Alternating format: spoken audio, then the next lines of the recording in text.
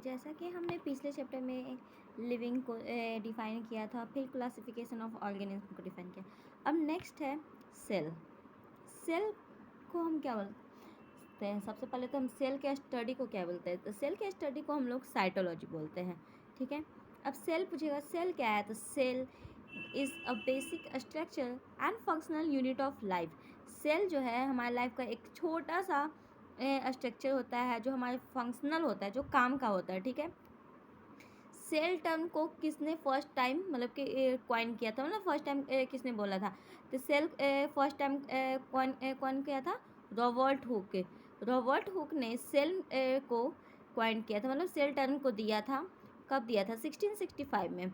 Robert Hooke ने 1665 में cell को डिफाइन किया था। रॉबर्ट हुक कौन है? रॉबर्ट हुक एक ब्रिटिश साइंटिस्ट है, ठीक है।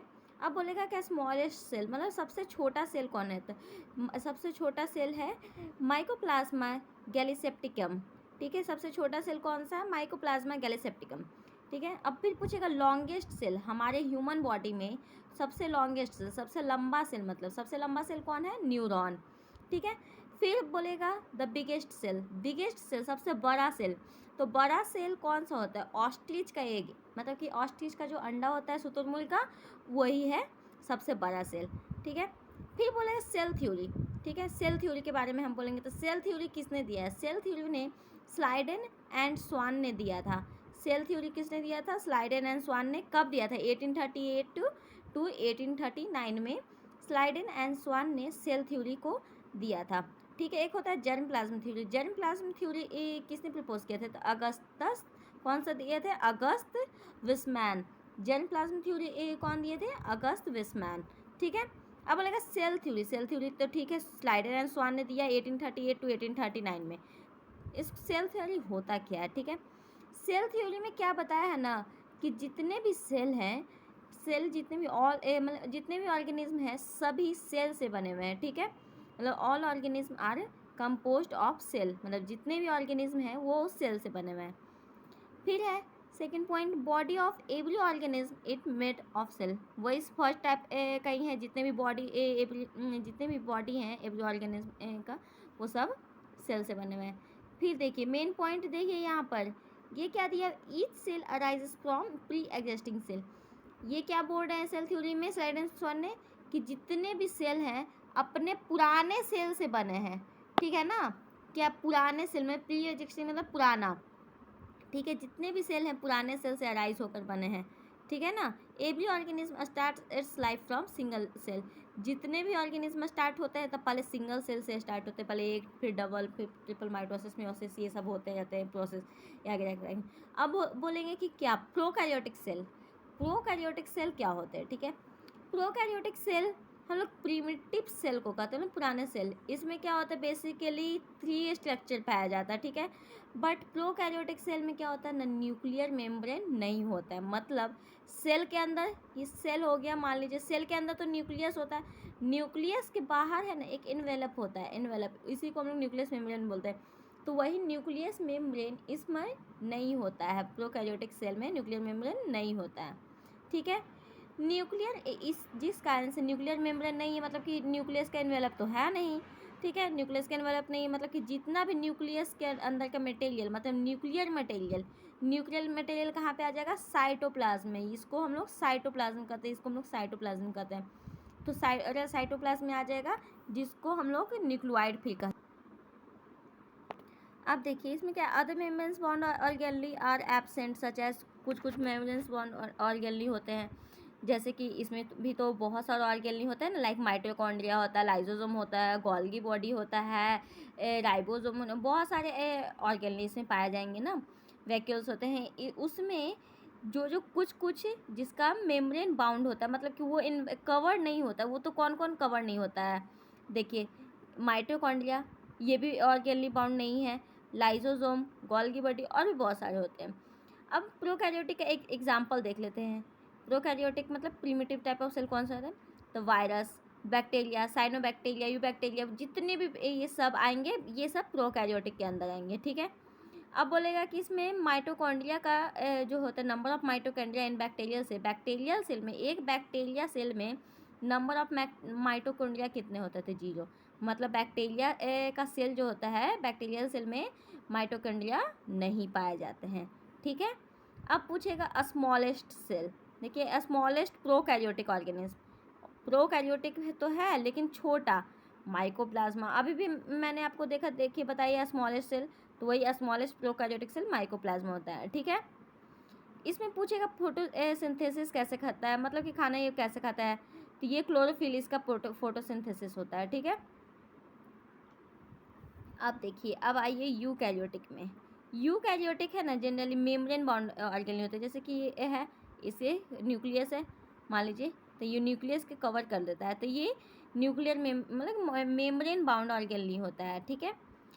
Unicellular and multicellular plants and animals have eukaryotic, मतलब यूनिसेलुलर मतलब जिसमें एक सेल पाया जाता है, मल्टी सेल पाए जाते हैं प्लांट्स में, ये सब यूकैरियोटिक के अंदर आते हैं, ठीक है। अब इसमें पूछेगा the biggest cell organism is Acetabularia, सबसे बिगेस्ट सिंगल सेल, क्या डबल सेल या मल्टीपल सेल नहीं पूछ रहा है, बिगेस्ट मतलब बड़ा सिंगल सेल्ड ऑर्गेनिज्म कौन सा है, तो एसिटी क्या है, एसिटाबुलेरिया, ठीक है। Nucleus contain chromatin made up of DNA and histone protein, मतलब कि जिसमें न्यूक्लियस है, जैसे ये हो गया सेल, सेल के अंदर तो न्यूक्लियस होता है, तो ये न्यूक्लियस जो है, ठीक है, न्यूक्लियस के अंदर है ना क्रोमेटिन पाया जाता है, क्रोमेटिन ऐसे ऐसे क्रोमेटिन रहेंगे, और ये क्रोमेटिन किस चीज़ से बना हुआ रहता है, डीएनए और हिस्टोन प्रोटीन से बना हुआ रहता है, ठीक है। अब इसमें क्या है, यूकैरियोटिक में न्यूक्लियोलस, न्यूक्लियस के भी अंदर एक होता है न्यूक्लियोलस, ठीक है, न्यूक्लियोलस भी पाया जाते हैं। अब नेक्स्ट देखिए, अब देखिए इसमें ना डिफरेंस किए हुए हैं, डिफरेंस बिटवीन प्रोकैरियोटिक, एक बार देख लेते हैं इसको। देखिए अभी हमने बताया कि प्रोकैरियोटिक में न्यूक्लियर मेम्ब्रेन नहीं होते, देखिए न्यूक्लियर मेम्ब्रेन प्रोकैरियोटिक में नहीं होते हैं, न्यूक्लियर मेम्ब्रेन एब्सेंट होते हैं, और सिंगल या तो होते भी हैं, कहीं कहीं पे तो सिंगल मेम्ब्रेन होते हैं, सिंगल लेयर के। और यूकैरियोटिक में क्या है, न्यूक्लियर मेम्ब्रेन प्रेजेंट होते हैं और डबल इन्वेलप होते हैं, ठीक है, डबल मेम्ब्रेन। अब देखिए न्यूक्लियस इसमें होते हैं कि नहीं, सेल के अंदर का बात नहीं है, प्रोकैरियोटिक सेल और यूकैरियोटिक, तो इसमें सेल होते न्यूक्लियस होते हैं कि नहीं, इसमें तो न्यूक्लियस मतलब अच्छा से वेल डेवलप्ड न्यूक्लियस नहीं होते हैं, ठीक है ना, जिसके कारण से यही अभी आपको बताएं कि जिसके कारण से ये साइटोप्लाज्म में हो जाते हैं, और साइटोप्लाज्म में सब जगह से फैले हुए रहते हैं, उसको हम लोग न्यूक्लियाइड कर देते हैं, और वही यूकैरियोटिक सेल में अच्छे से न्यूक्लियस प्रेजेंट होते हैं, ठीक है। अब आए cell organelle, cell organelle like mitochondria, ये सब जितने भी होते हैं वो सब का बात हो रहा है।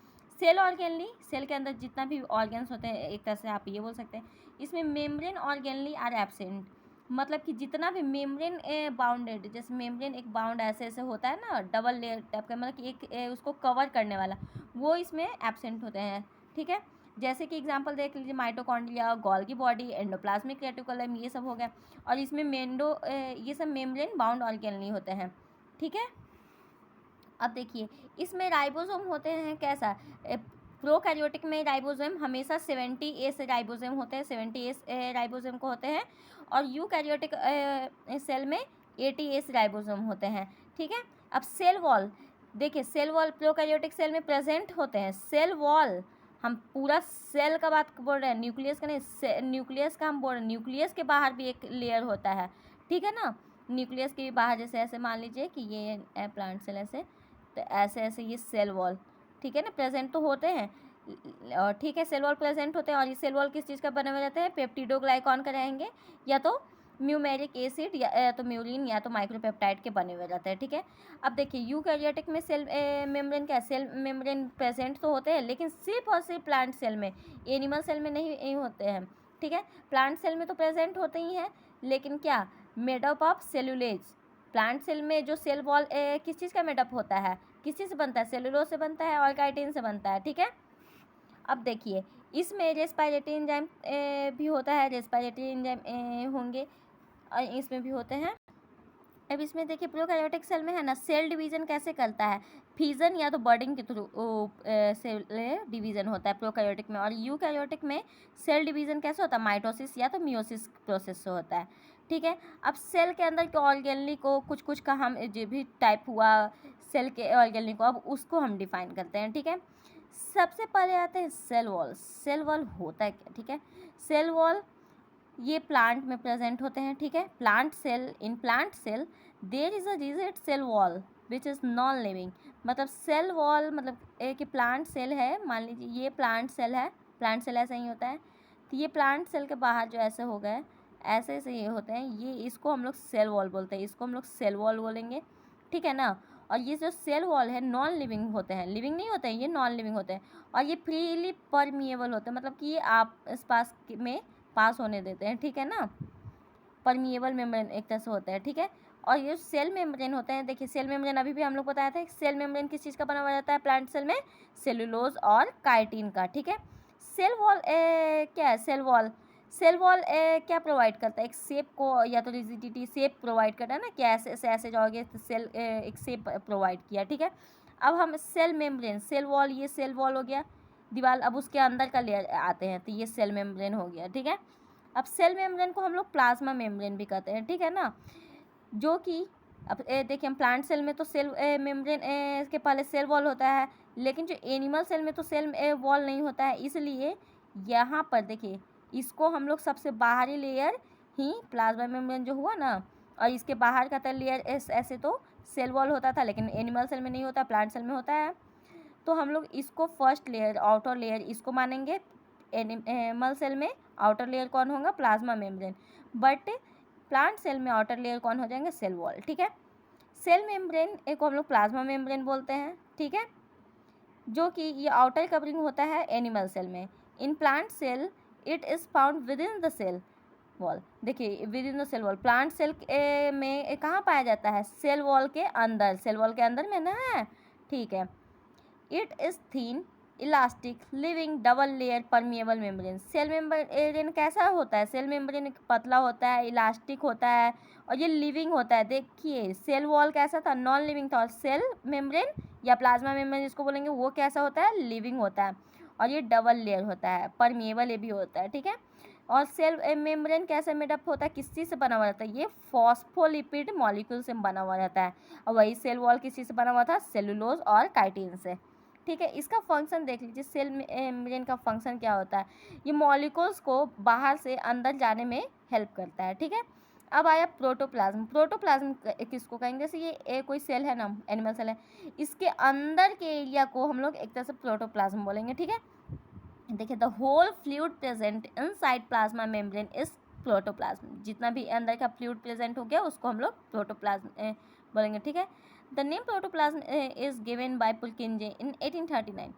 जो प्रोटोप्लाज्म थे उन्होंने उनको कौन नाम दिया है, तो ये पुलकुंजे ने नाम दिया था। पुलकिंजे एक साइंटिस्ट का नाम है जो 1839 में प्रोटोप्लाज्म को नाम दिया था, ठीक है। प्रोटोप्लाज्म किस चीज़ से बना हुआ रहता है, ये बहुत सारे सब्सटेंस से बना हुआ रहता है। कुछ सब्सटेंस लाइक केमिकल सब्सटेंस ही बने हुए रहते हैं, like water, iron, salt and organic molecule से बना हुआ रहता है। प्रोटोप्लाज्म भी लिविंग पार्ट होते हैं, ठीक है ना। अब बोलेंगे कि प्रोटोप्लाज्म भी है ना, हम दो टाइप को बांट देते हैं, ठीक है। प्रोटोप्लाज्म को भी हम दो पार्ट में बांटे, जैसे ये एनिमल सेल का है तो ये तो प्लाज्मा मेम्ब्रेन होगा, ये पूरा को हमने ना बोला, पूरा को हम बोले कि प्रोटोप्लाज्म।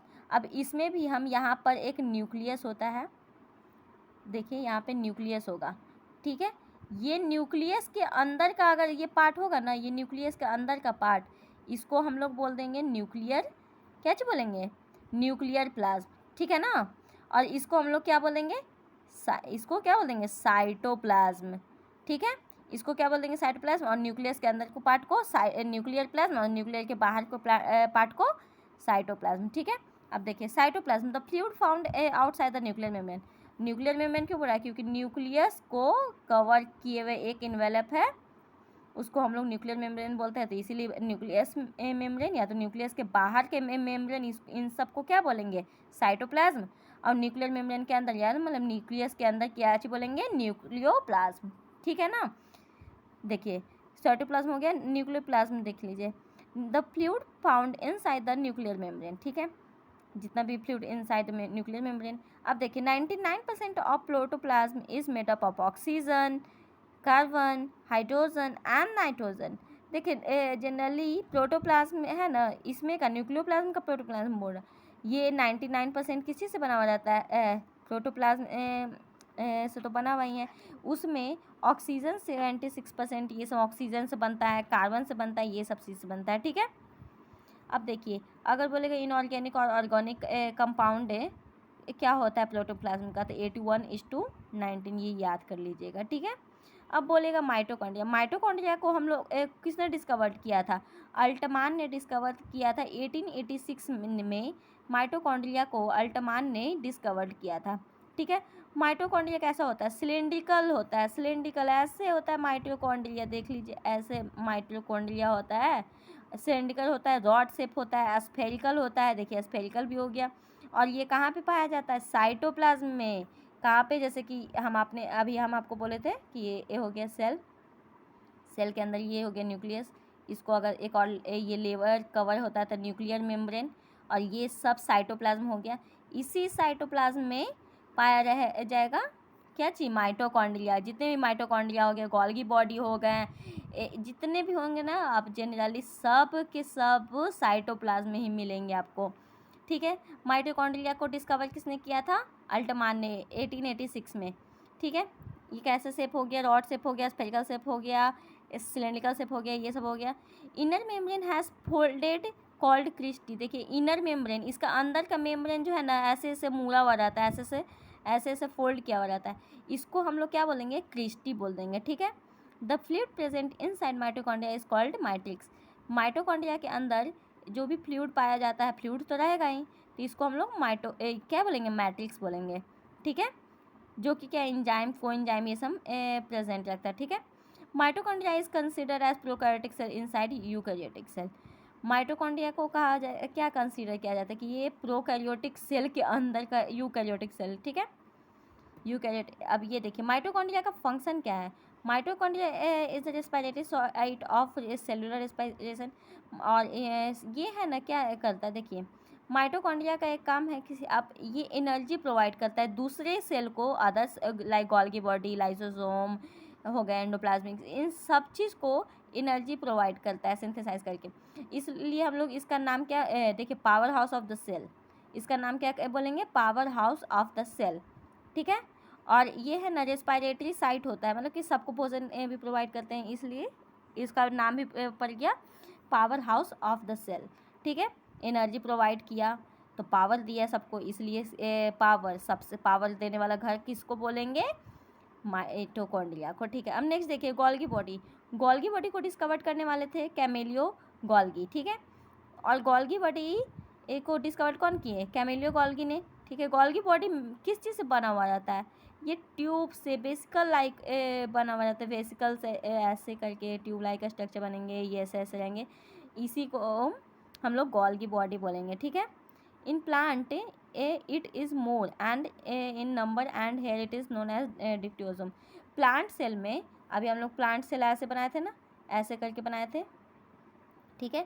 प्लांट सेल में है ना, जो गोल्गी बॉडी हो गए बहुत ज़्यादा मात्रा में पाए जाते हैं, और जो ज़्यादा नंबर होते हैं इसलिए इनका नाम है ना, गोल्गी बॉडी का नाम प्लांट सेल में क्या चीज़ बोलेंगे? डिक्टियोसोम, ठीक है। देखिए डिक्टियोसोम बोलेंगे। गोल्गी बॉडी का फंक्शन देखिए, it work as storage, processing and packaging of material. ये मटेरियल को है ना स्टोर करके रखता है, या तो फिर पैक करता है, फिर आगे की ओर बढ़ा सकता है, इसका गोल्गी बॉडी का काम है, ठीक है। मेन पॉइंट है कि it also involve in synthesis of cell wall. ये है ना सेल वॉल को भी बनाने में काम आता है, प्लाज्मा मेम्ब्रेन, लाइसोसोम को भी बनाने में किसका हेल्प कर, मतलब बनाने में काम करता है? Golgi body. It help in the synthesis of carbohydrate from simple sugar which combine with protein made by ribosome form glycoprotein. देखिए ये क्या बोल रहा है? कार्बोहाइड्रेट से सिंपल शुगर में कन्वर्ट करने का कौन काम करता है? गोल्गी बॉडी, जो कि क्या प्रोटीन से कंबाइन होकर क्या बनाता है? राइबोसोम, ठीक है। प्रोटीन से जो देखिए कार्बोहाइड्रेट है, कार्बोहाइड्रेट को पहले सिंपल शुगर में बदला, ठीक है। सिंपल शुगर में बदल के वो है ना प्रोटीन से कंबाइन हो जाता है, एक दूसरे से मिल जाता है, उसके बाद राइबोसोम बना देता है, ठीक है। अब देखिए नेक्स्ट क्या चीज़ है? नेक्स्ट है एंडोप्लाज्मिक रेटिकुलम, ठीक है। अब एंडोप्लाज्मिक रेटिकुलम आ जाइए, ऐसे ऐसे देखिए ऐसे ऐसे एंडोप्लाज्मिक रेटिकुलम होता है, ठीक है। एंडोप्लाज्मिक रेटिकुलम है ना, दो टाइप का होता है, एक रफ और एक स्मूथ। अगर देखिए अभी तो फिलहाल ये स्मूथ है, और इसके ऊपर राइबोसोम कहीं कहीं पे पाए जाते हैं। देखिए राइबोसोम अगर यहाँ पे पा लिए, ठीक है, तो ये हो गया क्या, ये हो गया रफ एंडोप्लाज्मिक रेटिकुलम, ठीक है। और जहाँ पे अगर नहीं पाया जाते हैं तो उसको स्मूथ एंडोप्लाज्मिक रेटिकुलम। देखिए membranes network of tubules like a structure found in cytoplasm, membrane type का ऐसे ऐसे ट्यूब्यूल्स नेटवर्क टाइप का नहीं जा रहा है, तो इसको हम लोग साइटोप्लाज्म में ही है। ये नहीं समझिएगा कि न्यूक्लियर ओप्लाज्म में है, तो साइटोप्लाज्म में ही है। तो इसको हम लोग देखिए ट्यूब लाइक है, नेटवर्क टाइप का ऐसा बन गया, तो इसको हम लोग एंडोप्लाज्मिक रेटिकुलम बोलेंगे। It is attached with the nucleus. देखिए न्यूक्लियस से ये अटैच होता है, यहाँ पे है ना न्यूक्लियस होता है, न्यूक्लियस से ये अटैच होगा ऐसे ऐसे। देखिए क्या हो रहा है, न्यूक्लियस से ऐसे अटैच होगा, ऐसे करके अटैच होते हैं सब, ठीक है ना। इसी को एंडोप्लाज्मिक रेटिकुलम बोलेंगे, ठीक है। From one side to other side joined by plasma membrane, फिर प्लाज्मा मेम्ब्रेन में जाकर ज्वाइन होते हैं, ठीक है। इंडोप्लाज्मिक रेटिकुलम का फंक्शन क्या चाहिए, endoplasmic reticulum helps in distribution of material को डिस्ट्रीब्यूट करने में फंक्शन है इसका। It form supporting framework of self, ये फ्रेमवर्क करने में हेल्प सपोर्ट करता है। आप देखिए राइबोसोम को डिस्कवर किसने किया था, पैलेट ने। राइबोसोम को डिस्कवर किया पैलेट ने। A small granule like structure होता है फाउंड अटैच्ड टू द, देखिए एंडोप्लाज्मिक रेटिकुलम और in free state is made up of ribonucleic acid.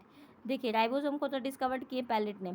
ये बोल रहा है ना कि अ स्मॉल ग्रैन्यूल, छोटा छोटा स्ट्रक्चर, ग्रैन्यूल छोटा छोटा दाने टाइप का स्ट्रक्चर होता है राइबोसोम का, और ये है ना इंडोप्लाज्मिक रेटिकुलम में अटैच होते हैं। देखिए अभी बताए थे कि एंडोप्लाज्मिक रेटिकुलम पे अटैच हो जाते हैं राइबोसोम, तभी देखिए आया भी है, इंडोप्लाज्मिक रेटिकुलम पे अटैच हो गए हैं। तो या तो फिर फ्री स्पेस में भी होते हैं, फ्री स्पेस में भी हो गए, ठीक है। तो इसी को हम लोग राइबोसोम, और ये है ना राइबोसोम किस चीज़ से बना हुआ रहता है, राइबोन्यूक्लिक एसिड मतलब आरएनए से बना हुआ रहता है। राइबोसोम का क्या काम है, प्रोटीन को सिंथेसिस करता है, ठीक है। अब लाइबोसोम आइए, लाइबोसोम को डिस्कवर कौन किया था, डी ड्यूब ने किया था। ये सैक लाइक स्ट्रक्चर होता है, ऐसे सैक लाइक स्ट्रक्चर ही होता है, ठीक है। ये सिंगल मेम्ब्रेन होता है, ये हाइड्रोलाइटिक एंजाइम को कंटेन करता है।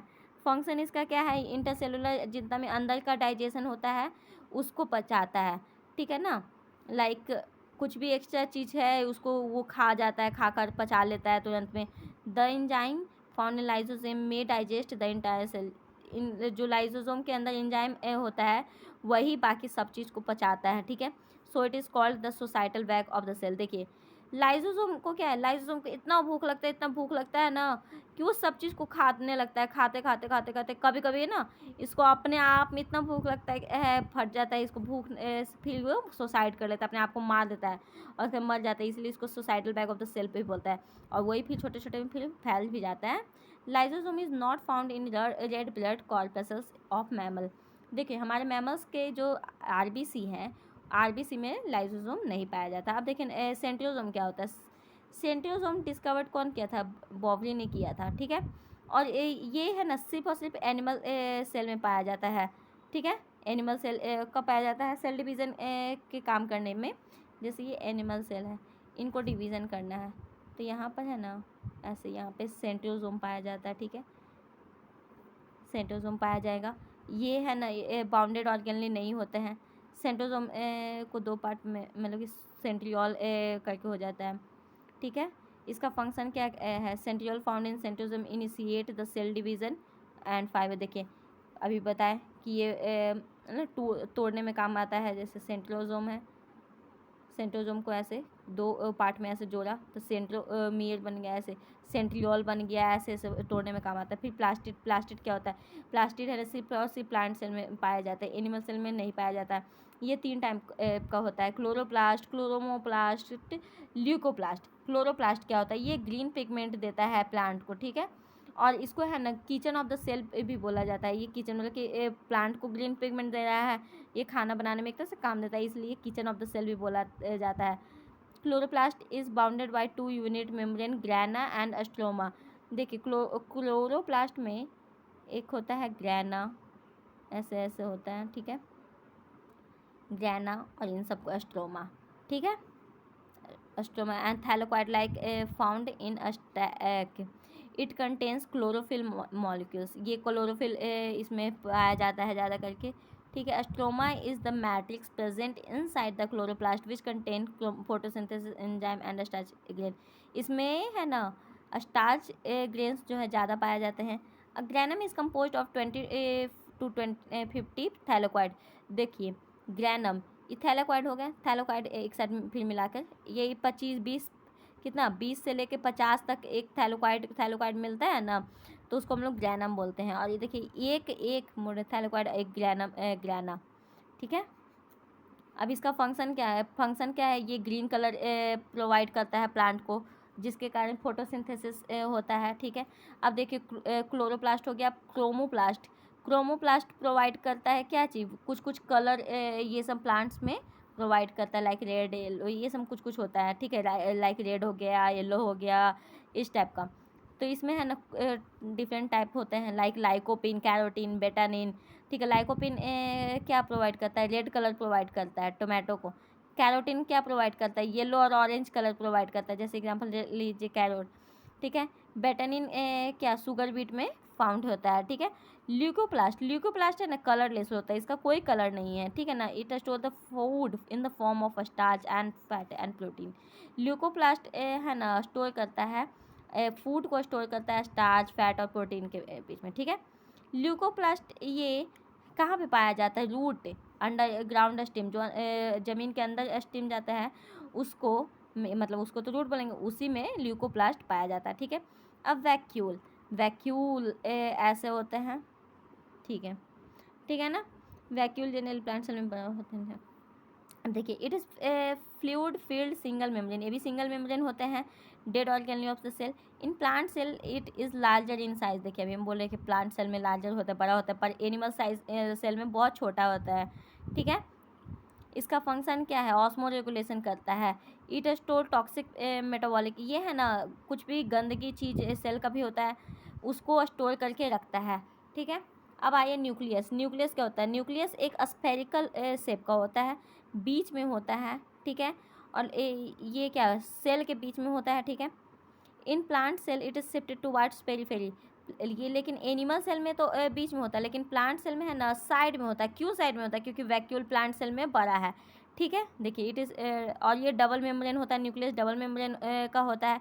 न्यूक्लियस में एक छोटा सा पोर होता है, मतलब छोटा सा छेद होता है। न्यूक्लियस के अंदर न्यूक्लियोप्लाज्म होता है, न्यूक्लियोलस होता है, क्रोमेटिन मटेरियल प्रेजेंट होता है, न्यूक्लियोलस होता है, बहुत सारे चीज़ पाया जाता है। देखिए न्यूक्लियस का काम क्या चीज़ है, न्यूक्लियस का काम है क्या, कंट्रोल करना है, जितने भी सेल का एक्टिविटी को कंट्रोल करने का काम किसका है न्यूक्लियस का। इसलिए हम लोग control room of the cell भी बोलते हैं, मतलब control room of the cell किसको बोलेंगे, बोलिए न्यूक्लियस को, ठीक है। अब देखिए यहाँ पे आ जाइए, उसमें कुछ इतना है नहीं। अब यहाँ पे कुछ डिफरेंस दिया है प्लांट सेल और एनिमल सेल में डिफरेंस है। प्लांट सेल में देखिए ऐसे प्लांट सेल लार्जर होता है साइज़ में, मतलब बड़ा होता है, एनिमल सेल साइज़ में छोटा होता है। प्लांट सेल में सेल वॉल प्रेजेंट होते हैं, बट एनिमल सेल में सेल वॉल एब्सेंट होते हैं। प्लांट सेल में सेल वॉल तो प्रेजेंट होते हैं, लेकिन किस चीज़ से बना हुआ होता है, सेल्यूलोज और काइटिन से बने हुए होते हैं। प्लांट सेल में प्लास्टिड प्रेजेंट होते हैं, एनिमल सेल में प्लास्टिड एब्सेंट होते हैं, ठीक है। प्लांट सेल में सेंट्रोजोम एब्सेंट होते हैं, एनिमल सेल में सेंट्रोजोम प्रेजेंट होता है। प्लांट सेल में वैक्यूल का साइज़ बड़ा होता है, वही एनिमल में वैक्यूल का साइज़ छोटा होता है, ठीक है। सेल कब इंडोस्मोसिस होता है, मतलब बाहर से अंदर आता है, तो सेल टर्जिट हो मतलब फूल जाता है, ये सब होता है। अब यहाँ पर देखिए क्रोमोजोम क्या होता है। Chromosome are thread like a structure found in the nucleus as chromatin material. Chromosome है ना न्यूक्लियस के अंदर पाया जाता है, ऐसे थ्रेड लाइक स्ट्रक्चर होता है कि ऐसे होता है, ऐसे क्रोमोजोम, ठीक है। ये थ्रेड लाइक स्ट्रक्चर होता है, ठीक है ना। ये क्रोमेटिन मटेरियल में भी काम आता है, found in chromatin material. It becomes visible during cell division. ऐसे तो ये देखने के लिए मिलता नहीं है, लेकिन जब सेल का डिवीज़न होने लगता है तो ये विजिबल होने लगता है, दिखाई देने लगता है। Each chromosome is made up of 2 chromatid. जितना भी क्रोमोजोम है ना, मतलब ये क्रोमोजोम है तो ये 2 क्रोमेटिड्स बनता है। जैसे ये क्रोमोजोम है, इस 2 क्रोमेटिड से, ये दोनों फिर क्रोमेटिड 2 क्रोमेटिड से बना हुआ जाते हैं, जो एक दूसरे से ज्वाइंट तो होते हैं। किस चीज़ से ज्वाइंट होता है, सेंट्रोमियर से, ठीक है, सेंट्रोमियर से ज्वाइन होते हैं। और ये ना इसके ऊपर जीन पाया जाता है, क्रोमोसोम के ऊपर ऐसे छोटे छोटे छोटे छोटे बीड की तरह, बीड मतलब मोती की तरह जीन पाए जाते हैं। ठीक है, देखिए यहाँ पे आइए, each chromosome is made up of 2 chromatid, 2 chromatid से बना होता है जो कि सेंट्रोमियर से ज्वाइन होते हैं। Beed like structure found on chromosome is called gene. देखिए जीन कैसा बीड लाइक, मोती लाइक पाया जाता है, उसको हम लोग जीन बोलते हैं।